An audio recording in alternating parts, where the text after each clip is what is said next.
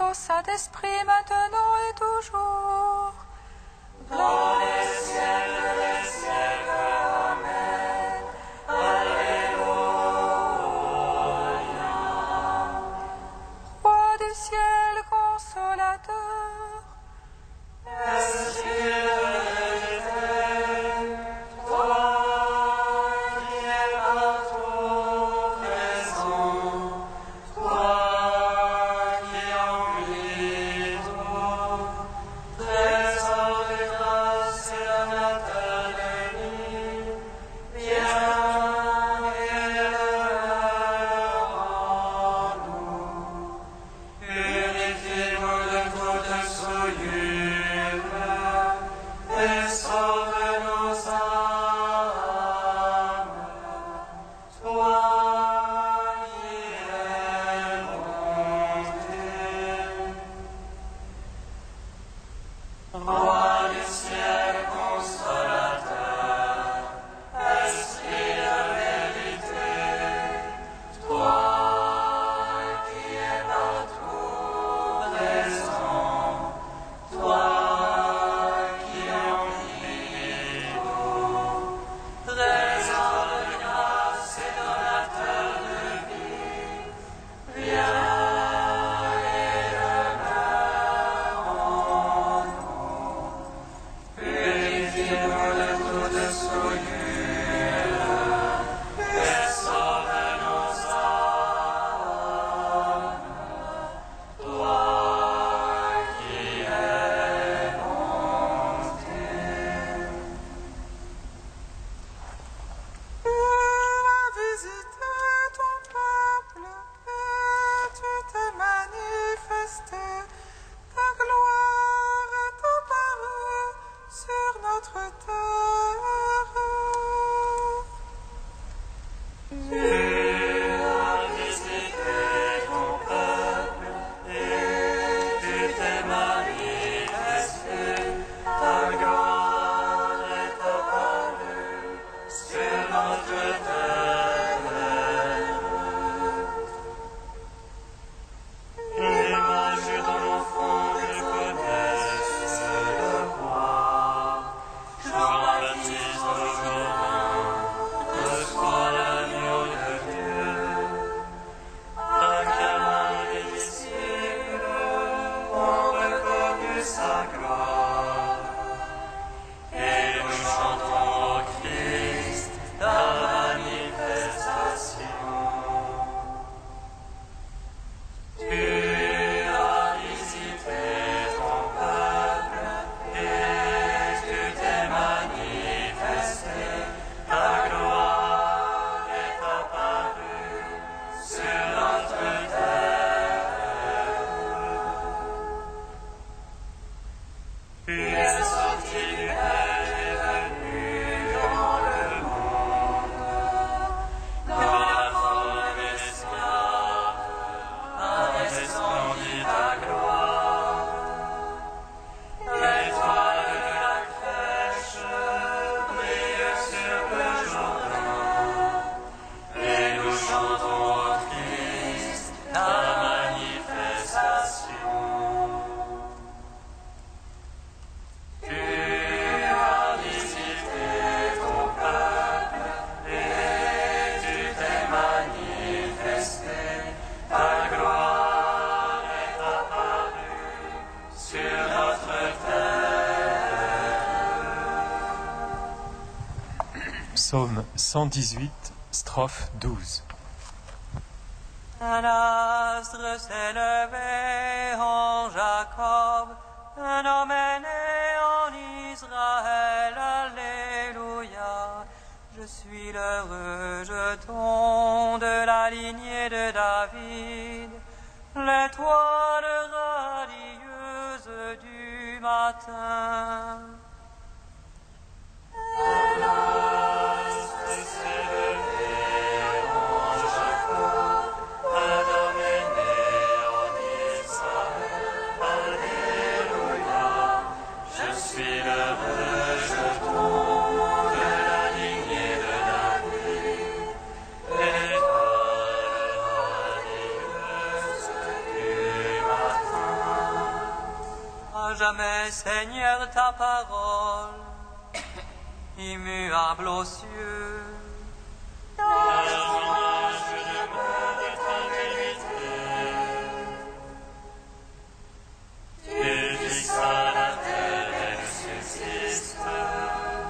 Par des jugements d'où subsiste à ce jour, car toute chose est ta servante. Si la loi du fait bénisse,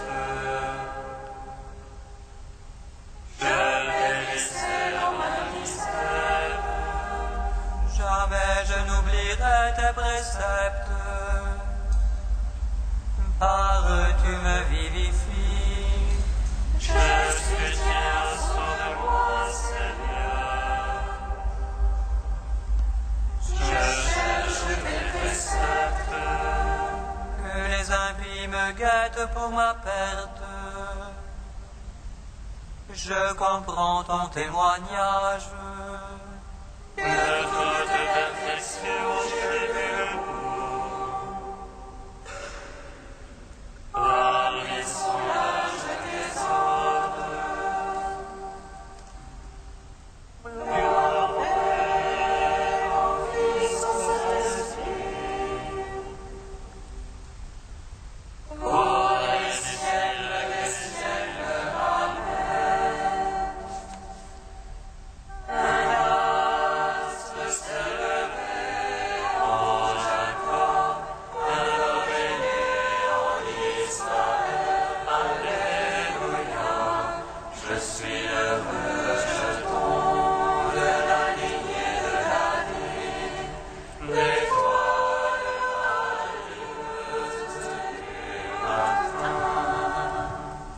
Psaume 120.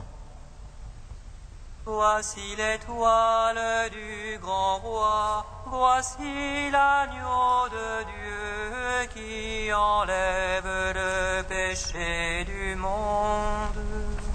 Voici l'époux qui vient, venez à sa rencontre, Alléluia.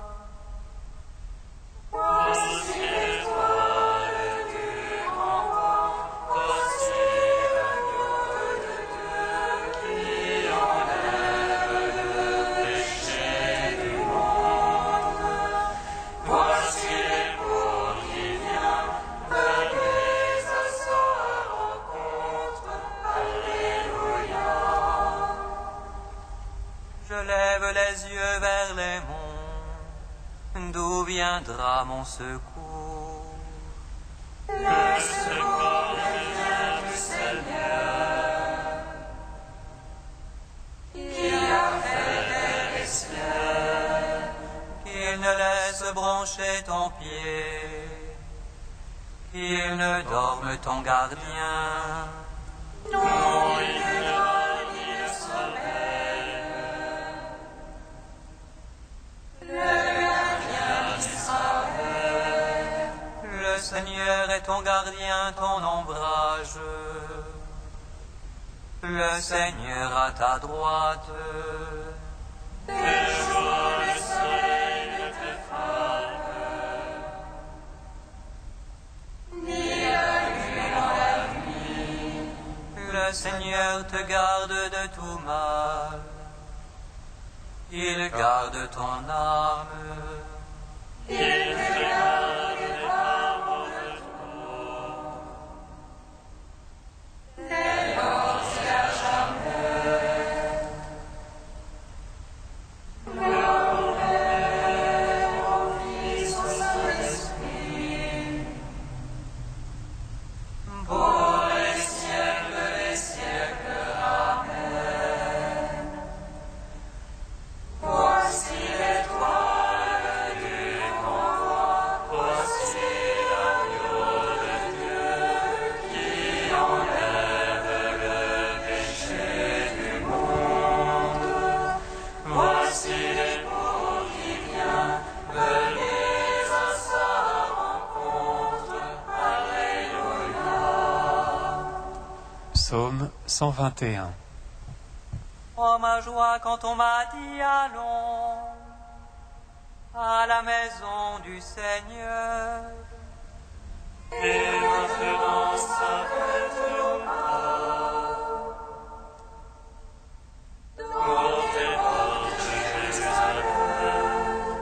Jérusalem bâtie comme une ville, tout ensemble fait corps. C'est là que monte les tribus du Seigneur. Pour célébrer selon la règle en Israël le nom du Seigneur. En ce lieu au siège de la justice, et la maison de la vie. Appelez de beaux jours sur Jérusalem, paix à tes tentes. Advienne de vos jours dans tes murs, paix à tes châteaux. Pour l'amour de mes frères et de mes amis, laisse-moi dire paix sur toi. Pour l'amour de la maison du Seigneur, je prie pour ton bonheur. Au Fils, au Saint-Esprit, pour les siècles, Amen. Voici l'étoile du grand roi, voici l'agneau de Dieu qui enlève le péché du monde. Voici l'époux qui vient, venez à sa rencontre. Alléluia. Cantique d'Isaïe 27, page 274. La vigne délicieuse, chantez-la. Moi, le Seigneur, j'en suis le gardien. À tout instant, je l'arrose, de peur que ne tombe son feuillage. Nuit et jour, je le regarde, je n'éprouve plus de colère. Il y ait épines et ronces, je leur ferai la guerre, je les brûlerai toutes. Ou bien qu'on s'abrite en mon refuge, qu'on fasse la paix avec moi. Dans les jours à venir, Jacob poussera des rejetons. Il fleurira et remplira de fruits la face du monde. Ce jour-là, le Seigneur sera comme une couronne de gloire, un diadème splendide pour le reste de son peuple. Un esprit de justice pour celui qui siège au tribunal, et un esprit de vaillance pour celui qui lutte. Ainsi parle le Seigneur. Voici que je pose en Sion une pierre témoin, angulaire, précieuse, fondamentale. Celui qui croit ne bronchera pas. Et je prendrai le droit comme mesure, et la justice comme niveau. Gloire au Père, au Fils, au Saint-Esprit, pour les siècles des siècles. Amen.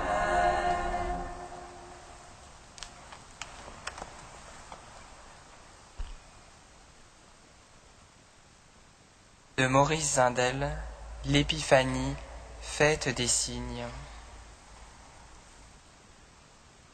La fête de l'Épiphanie est la fête des signes que Dieu nous fait. L'antienne de la fête nous présente 3 signes.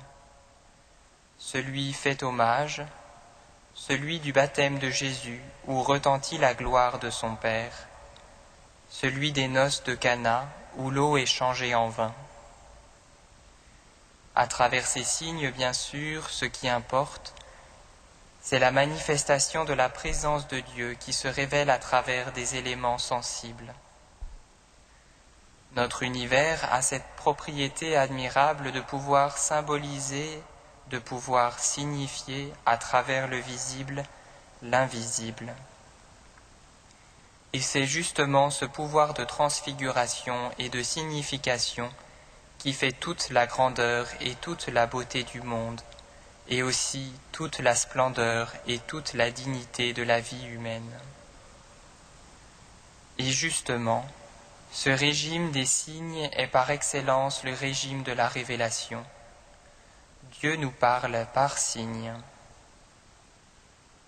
Les mages ont vu l'étoile, et l'étoile a lui dans leur cœur, et ils sont allés vers ce cœur divin qui les attendait.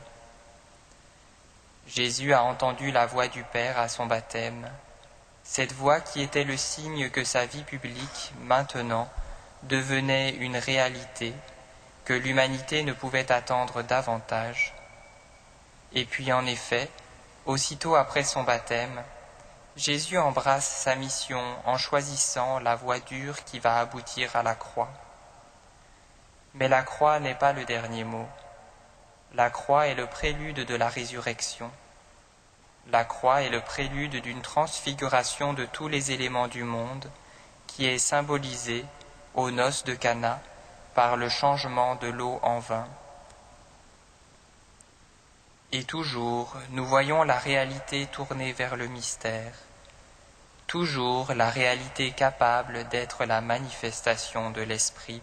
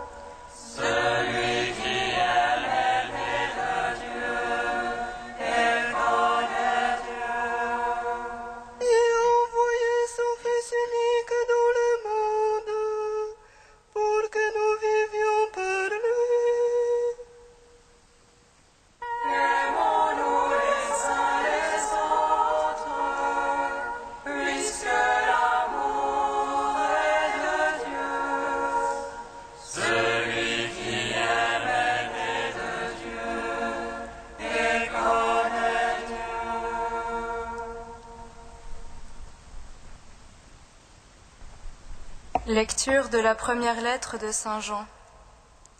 Mes bien-aimés, aimons-nous les uns les autres, puisque l'amour vient de Dieu. Tous ceux qui aiment sont enfants de Dieu et ils connaissent Dieu. Celui qui n'aime pas ne connaît pas Dieu, car Dieu est amour. Voici comment Dieu a manifesté son amour parmi nous. Dieu a envoyé son Fils unique dans le monde pour que nous vivions par lui. Voici à quoi se reconnaît l'amour. Ce n'est pas nous qui avons aimé Dieu, c'est lui qui nous a aimés. Et il a envoyé son Fils, qui est la victime offerte pour nos péchés. Nous te chantons, toi, notre Dieu, nous t'acclamons. Nous te chantons, toi, notre Dieu, nous t'acclamons.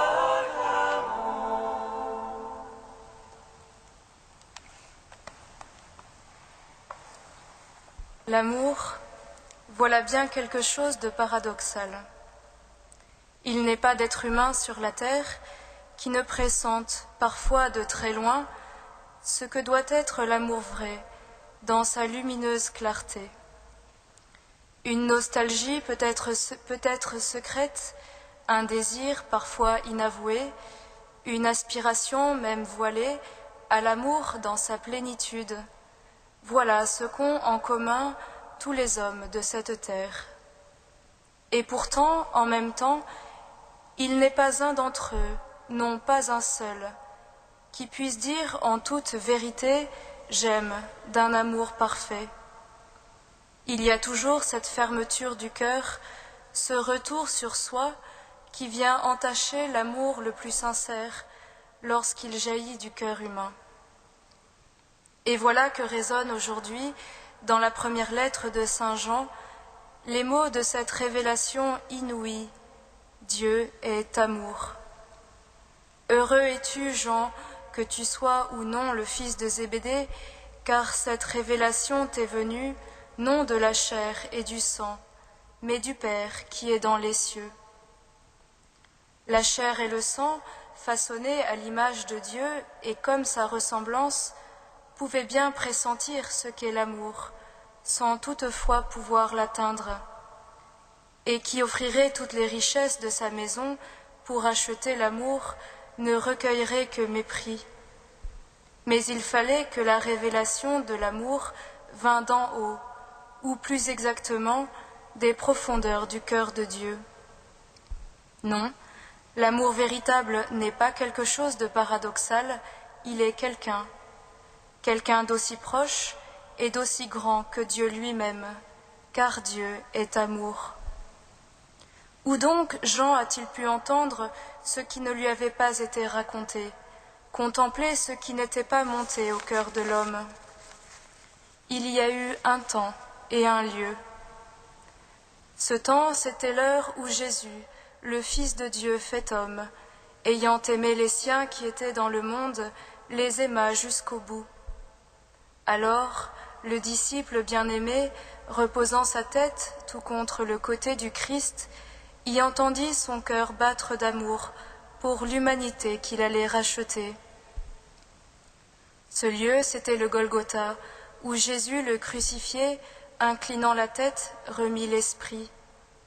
Alors le disciple bien-aimé, se tenant près de la croix de Jésus, contempla son cœur transpercé, d'où il sortit aussitôt du sang et de l'eau. Voici à quoi se reconnaît l'amour. Ce n'est pas nous qui avons aimé Dieu, c'est lui qui nous a aimés, et il a envoyé son Fils, qui est la victime offerte pour nos péchés. Oui, il y a eu un temps et un lieu où Jean a croisé la route de l'amour de Dieu manifesté en notre chair.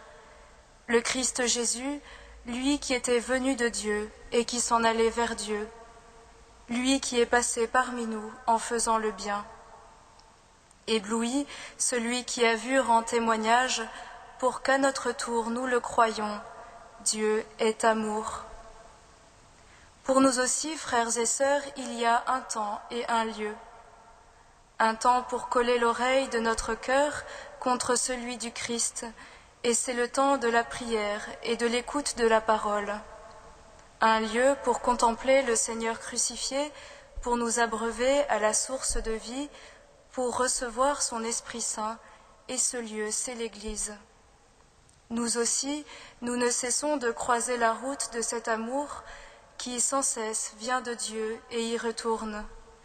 Mieux encore, cet amour est répandu en nos cœurs par Dieu lui-même, comblant tout désir de notre cœur, afin que nous vivions par lui. Alors, l'ayant expérimenté au plus profond de nous-mêmes, nous pouvons le dire à notre tour, comme pour la première fois, Dieu est amour.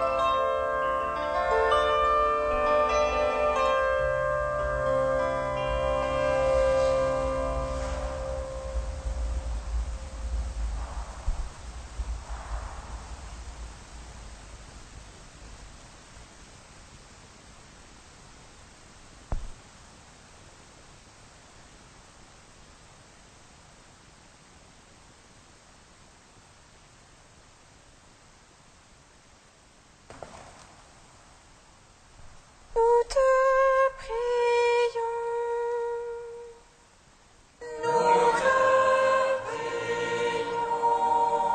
Pour les chrétiens persécutés dans le monde, Seigneur, nous te prions. Donne-leur la force de pardonner et de continuer à annoncer leur foi.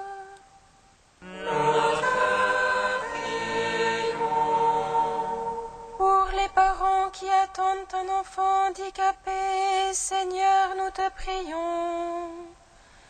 Soutiens-les pour qu'ils puissent l'accueillir dans l'amour.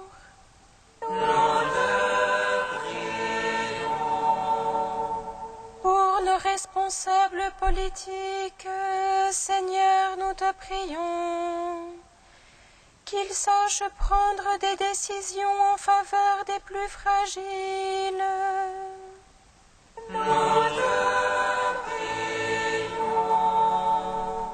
Dieu saint, saint fort, Emmanuel, prends pitié de nous.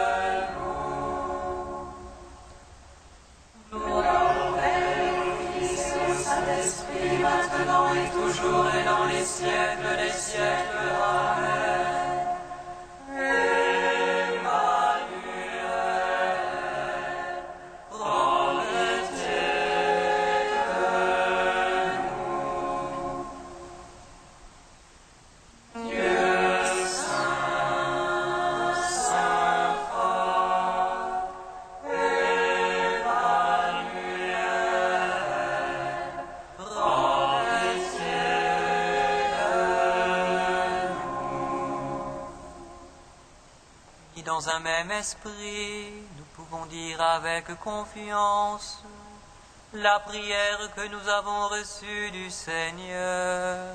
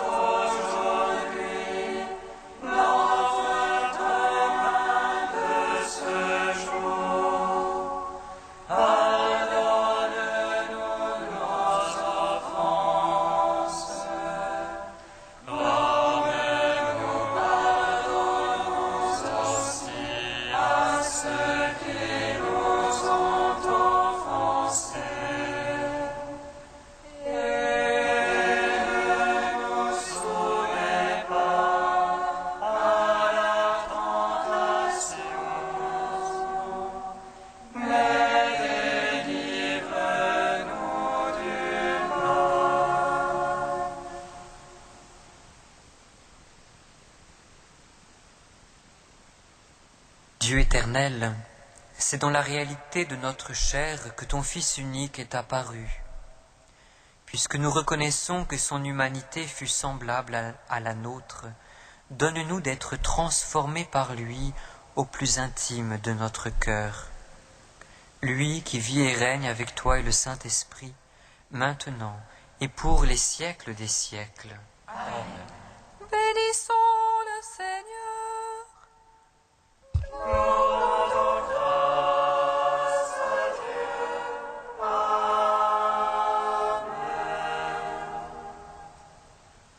L'ange annonça à Marie qu'elle serait la mère du Sauveur.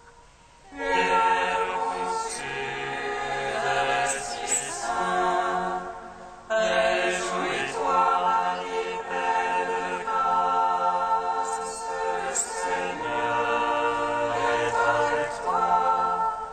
Tu es bénie entre les femmes et le fruit de ton sein est béni. Voici la servante du Seigneur.